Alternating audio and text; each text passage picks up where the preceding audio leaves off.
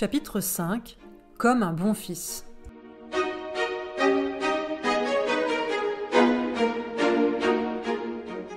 Une fois rassasié, Pinocchio commença à bougonner car il voulait de nouveaux pieds.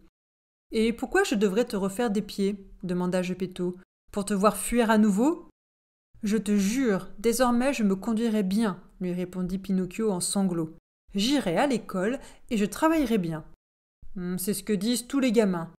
Mais moi, je ne suis pas un gamin comme les autres. Geppetto avait les yeux pleins de larmes. Il prit ses outils, 2 morceaux de bois, et se mit au travail. En moins d'1 heure, 2 petits pieds nerveux étaient taillés. Dès que Pinocchio eut des pieds, il fut fou de joie et sauta de la table en disant à Geppetto : « Pour te remercier, je vais de suite à l'école. »« Bravo, mon garçon, répondit Geppetto. »« Oui, mais alors, j'ai besoin de vêtements. » Geppetto était trop pauvre pour acheter des habits. Il lui confectionna donc des vêtements.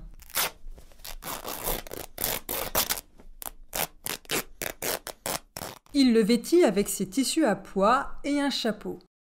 Pinocchio courut regarder son reflet dans une bassine d'eau et revint très content. « J'ai l'air d'un vrai monsieur, » dit Pinocchio. « Ce n'est pas le bel habit qui fait l'honnête homme, mais l'habit propre, » précisa Geppetto.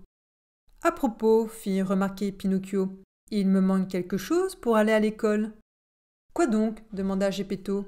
« Je n'ai pas d'abécédaire. »« Tu as raison, mais comment s'en procurer ? » ?»« C'est facile, on en achète dans une librairie. »« Et les sous ?»« Je n'en ai pas, moi, » répondit Pinocchio. « Moi non plus, » lui avoua tristement Geppetto.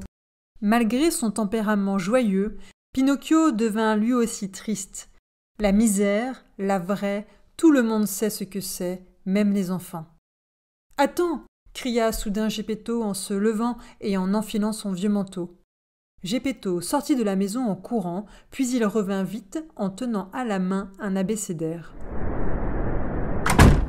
Mais le manteau, il ne l'avait plus. Le pauvre homme était en chemise et dehors il neigeait. « Ton manteau, papa ?»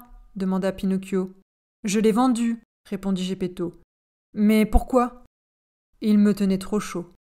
Entre les lignes, Pinocchio comprit alors le sacrifice de son père et sauta au cou de Geppetto pour couvrir son visage de bisous. La neige arrêta de tomber quand Pinocchio prit le chemin de l'école. Il portait fièrement son abécédaire tout neuf sous son bras.